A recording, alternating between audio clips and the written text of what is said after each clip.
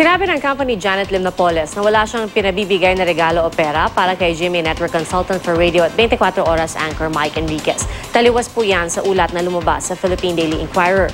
Ayon sa abogado ni Napoles na si Attorney Stephen David, nagulat ang kanyang kliyente sa pagkakabanggit kay Enriquez. Ayon kay Napoles, hindi niya kilala at hindi niya kailanman nakausap si Enriquez.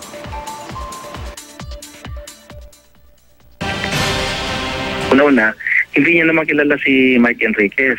Bakit daw niya bibigyan ng pera si Mike Enriquez? Hindi nga niya alam kung saan galing yung idea na yun eh. Wala rin siyang binigyan na tao para kay Mike Enriquez.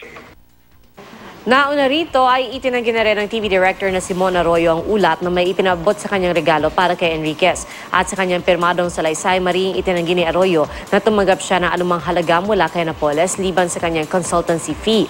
Hindi rin daw siya tumanggap ng pera para sa ibang tao. Lalo raw na walang katotohanan ang paratang na tumanggap siya ng pera mula kay Napoles o iba pang tao para ibigay kay Enriquez, gayong hindi naman daw sila malapit na magkakilala.